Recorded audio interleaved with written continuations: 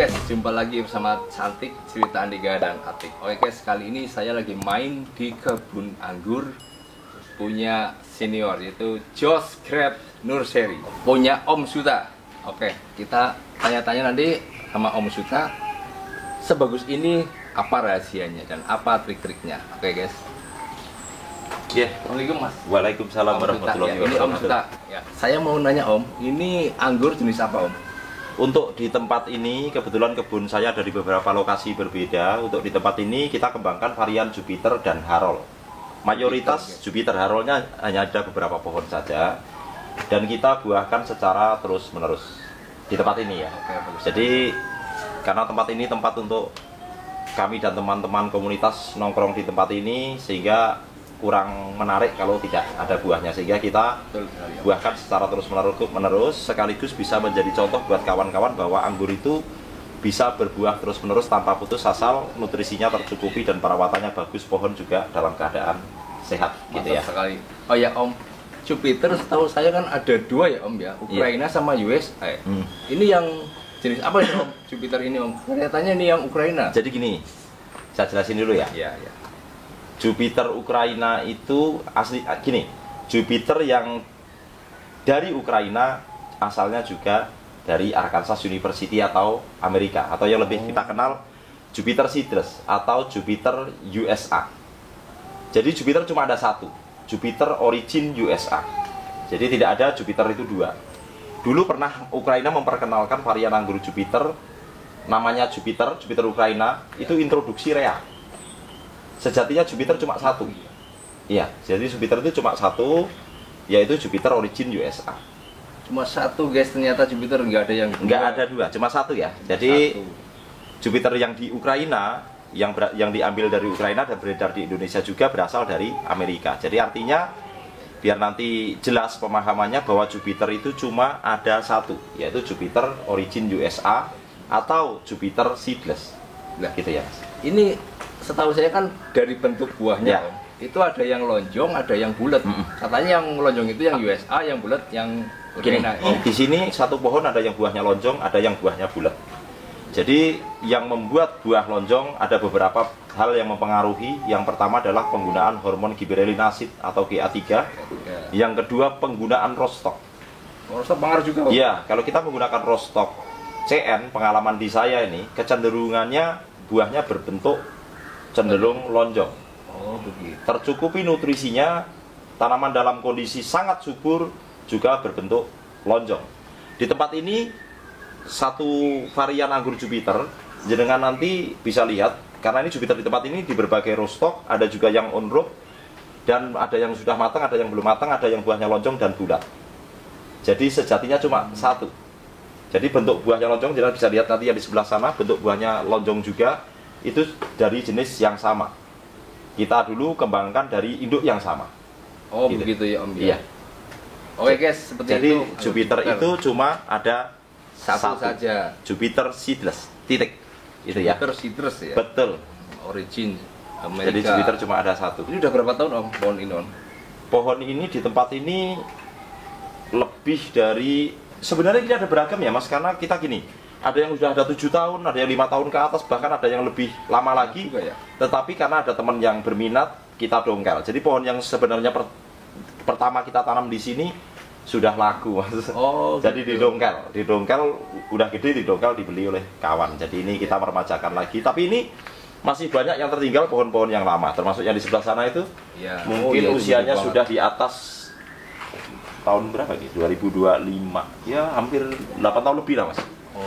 Ada juga yang kita sulam, contohnya ini. Ini kita sulam karena kita dongkel, kita tanam baru lagi. Karena laku, Mas. Iya, iya, iya. Termasuk jenengan kalau berminat pohon yang gede mau dibeli, silahkan didongkel. Dongkel ya. Gitu, Mas. Yes. Terus untuk ini ya, kemarin ada yang nanya, Jupiter itu paling kompatibel atau paling bagus menggunakan rootstock apa, gitu ya. Oh ya Om. Jadi pengalaman di tempat ini kita telah menggunakan beragam rootstock dan juga ada yang on road. Penggunaan rootstock itu lebih kepada untuk mensiasati tempat tanam, termasuk kontur tanah yang sering tergenang, minus air, tanah liat, tanah berpasir maupun tanah berkapur. Disitulah peranan rostok digunakan untuk apa? Untuk mendukung tumbuh kembang daripada skion atau entres yang kita sambungkan. Oh, berarti nggak setiap rostok itu bagus untuk Bagus di tempat ini belum tentu bagus di tempat lain. begitu. Kesimpulannya seperti itu, karena berbeda tempat, berbeda kontur tanah, berbeda pula agroklimatnya. Nah, di tempat ini yang terbaik adalah on-road. Saya kembangkan Jupiter di berbagai rostok dan on-road. Pada akhirnya saya mengembangkan varian Jupiter ini di kebun saya yang kedua, ketiga dan lainnya seluruhnya on-road untuk varian Jupiter. Luar biasa. Hasil terbaiknya pengalaman di saya on-road, pertama kelangsungan hidup tanaman ini lebih baik. Terus kemudian produktivitasnya stabil, bahkan meningkat dari musim ke musim seiring dengan usia pohon. Yang berikutnya memiliki aroma yang lebih wangi, warna yang lebih menarik, dan tandan maksimal sering kita dapatkan di Jupiter yang kita kembangkan secara on-road atau tanpa rootstock. Kalau soal warna bergantung pada terpaan sinar matahari ya mas. Terpaan sinar matahari full, dia akan merah kehitaman, kurang merah saja. Tetapi kalau terlalu rimbun, dia nggak berubah warna merah, tetapi rasanya sudah matang karena HSP-nya sudah masuk di atas 100 hari ya. Oh yes. Jadi Jupiter itu kalau belum di atas 90 hari, meskipun warnanya sudah merah, masih memiliki rasa asam. Nah catat nih. Jadi bagi teman-teman yang kemarin menanyakan, buah anggur Jupiter saya asam, padahal warnanya sudah merah, HSP-nya belum masuk. Berarti masuk berapa hari itu Om? 90 hari ke atas.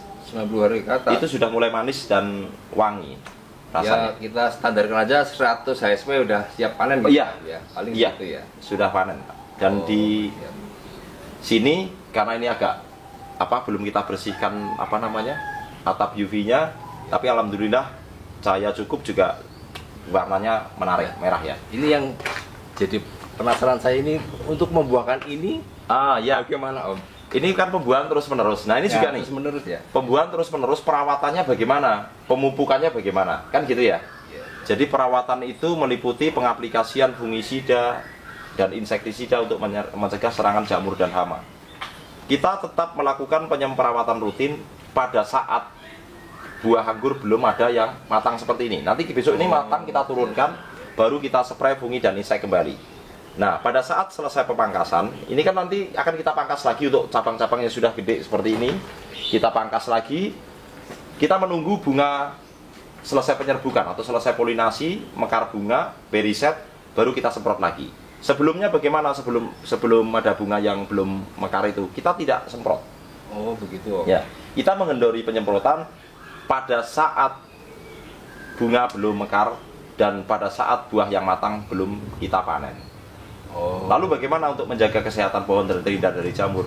Kita memastikan sirkulasi udara lancar dengan mengurangi daun-daun yang sudah rusak dan tua. Seperti itu, salah satunya itu. Dan pastikan pakai atap UV di musim hujan ya. Pasti berarti ini pohon tetap terus-menerus berbuah. Iya, kalau tanpa atap UV, hujan terus-menerus, kelembapan cukup tinggi, spora jamur pasti tumbuh. Karena secara morfologi tanaman anggur ini endemik jamur ya mas. Oh iya. Okay. Jadi kalau kita biarkan saja tanpa fungisida sama sekali, ya pastilah tanaman ini rusak dan terserang jamur. Nah ini terus pemupukannya. Kapan pemupukan dilakukan?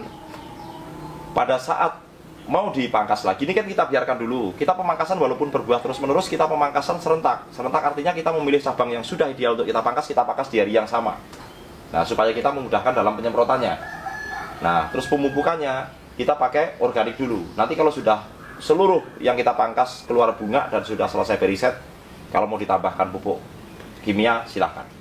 Oh begitu ya Om ya. Oke, sebaiknya menunggu. Organiknya apa nih Om yang dipakai Om? Kalau di tempat ini saya hanya menggunakan NPK Ponska yang saya gunakan. Kawan-kawan boleh menggunakan merek apa saja.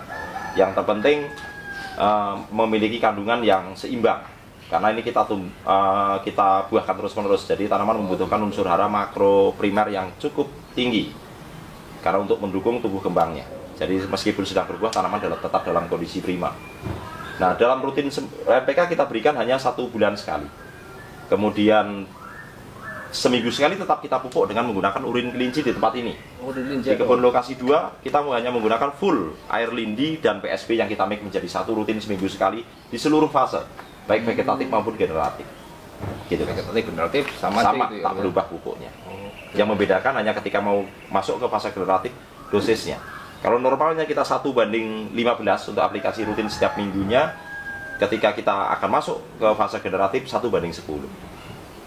Oke guys, perbandingan seperti itu pupuknya, guys. seperti itu. Cara menanam anggur yang ada di tempatnya Om Suta, Josh Crab. Berbagi pengalaman saja ya Mas. Berbagi pengalaman, Ya, terima kasih saya sekali, juga Om sudah Suta, cukup ya. lama Iya. main anggur, setidaknya ada pengalaman yang bisa kita bagikan Iya. untuk teman-teman khususnya yang masih pemula dan belajar menanam anggur. Betul, seperti saya ini. Nanti Om. bisa ditampilkan Mas buah-buahnya yang lonjong Oke, siap. dan yang bulat, bahkan itu dalam satu pohon. Oh iya iya siap. Jadi roastok itu tidak mempengaruhi rasa. Betul. Itu pengalaman di saya. Mempengaruhi bentuk buah terkadang iya, meskipun tidak selalu. Mempengaruhi bentuk warna buah iya, tapi rasa enggak. Oh. Gitu. Itu ya Mas. Oke, udah paham Om ya. Oke. Berarti selama ini yang jadi penasaran saya udah terjawab oleh Om Suta ini. Siap. Dan saya nanti mau icip-icip juga mau Silakan. nyari bibit mungkin barangkali cocok di sini. Monggo silakan. Terima kasih banget Om Suta. Terima Sama-sama, kasih atas semoga waktunya. bermanfaat. Oke, Jangan guys. bosan-bosan kesini Siap, ya. Om Suta, Kalau ya. lewat mampir, silakan. Semoga video ini bermanfaat Oke, dan guys. menginspirasi kawan-kawan semua. Terima Seperti kasih. itu, ya. Wassalamualaikum warahmatullahi wabarakatuh. Waalaikumsalam.